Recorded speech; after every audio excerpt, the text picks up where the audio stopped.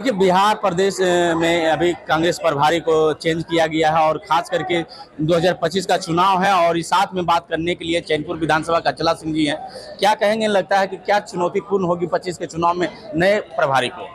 प्रभारी के लिए मुझे नहीं लगता है कि कुछ नई चुनौती होगी, क्योंकि ये जहाँ तक बता रहे हैं कि यूथ कांग्रेस के प्रभारी रह चुके हैं 2017-18 से, तो बिहार से उनका काफ़ी पुराना नाता है। वो यहाँ पे यूथ कांग्रेस के प्रोग्राम और इस सब में आते जाते थे, इसलिए यहाँ की सारी परिस्थितियों का उन्हें पता है और वो अच्छी तरह से जानते हैं बिहार में क्या, तो इसलिए वो सशक्त करेंगे बिहार को। और हमारे बिहार के प्रभारी के रूप में भी आए, इसलिए हमें बहुत खुशी है और बहुत ही जोशपूर्ण उनका भाषण भी रहा और उनकी बातें रही, जिससे लोगों में काफ़ी उत्साह है और इस तरह से मुझे लगता है कि काफी अच्छा रिजल्ट है। 2025 के चुनाव में महागठबंधन की सरकार क्या लगता है कि कितना मजबूत होगी इनके नेतृत्व में कांग्रेस? 2025 के चुनाव में कांग्रेस और राजद, हमारी जो महागठबंधन है, इंडिया अलायंस है, वो काफी मजबूती तौर से अपनी सरकार बनाने जा रही है और इस पे और रिकॉर्ड तोड़ वोटों से बनाने जा रही है। जी, मतलब रिकॉर्ड तोड़? जी, हम इस बार रिकॉर्ड तोड़ेंगे और हमारी अपनी खुद की भी पार्टी 40 से, जैसा कि सर भी बोले थे, 40 से 50 विधायक के तौर पे हम लोग अपनी उपस्थिति दर्ज कराएंगे। लेकिन एनडीए में एक नारा लगा था लोकसभा में, अब की बार 400 पार, अब की लग रहा है 225 फिर से नीतीश। क्या लगता है?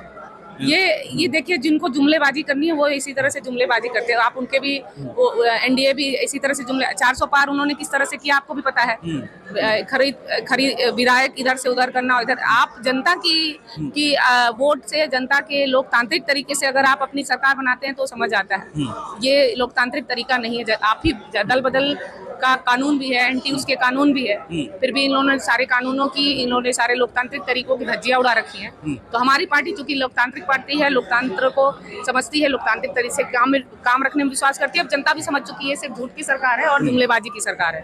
तो इस तरह से इस बार हम आने वाले हैं और सच्चाई के साथ आने वाले हैं। लेकिन मैडम, ये कहा जा रहा है कि दिल्ली झांकी है, बिहार अभी बाकी है, ये भी नारा लग रहा है। दिल्ली में आप दिल्ली का भी वही हाल है जैसा कि अभी और राज्यों में हुआ है। बिहार में हम काफी सशक्त तरीके से, आप जैसा यहाँ देख रहे हैं, हम मुख्यमंत्री के नाम पे कोई नहीं है। मुख्यमंत्री जिस भी तरह से कर रहे हैं वो रिटायर हो चुके हैं, उनकी स्थिति नहीं है, फिर भी वो जबरदस्ती के चलाए जा रहे हैं। लेकिन हमारे यूथ है, हमारे पास मुख्यमंत्री के तौर पे यूथ है, हमारे पास नए लोग हैं हमारे इंडिया अलायंस में और काफ़ी महिलाएं भी हैं।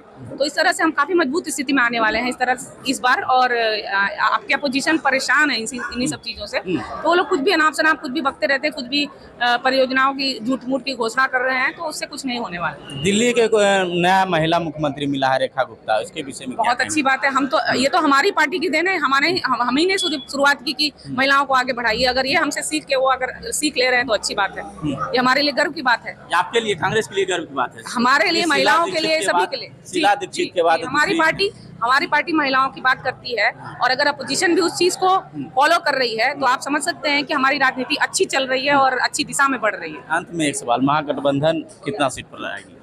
अब सीट देखिए, ये हमारे आला कमान है, ये हमारे हाथ में नहीं है कि सीट के बारे में हम बता सकते हैं। तो सीट वो लोग जो डिसाइड करें, वो उनका डिसीजन है, उसमें आप कुछ भी नहीं कह सकते। हमारा काम है, हम कार्यकर्ता है, हम अपनी पार्टी के कार्यकर्ता है, हमारा काम है पार्टी की सेवा करना, काम करना, वो हम कर रहे हैं। ठीक है। जैसा कि आप चैनपुर विधानसभा के अचला सिंह जी का सुन रहे थे और इन्होंने स्पष्ट रूप से कहा कि अलावरू कृष्णा जी के नेतृत्व में इस बार कांग्रेस मजबूत होगी और महागठबंधन की सरकार बनेगी। तमाम खबर आप सुन रहे थे, पूरी खबर को देख करके एनालिसिस कीजिए और अपनी प्रतिक्रिया कमेंट बॉक्स में जरूर लिखिए। धन्यवाद।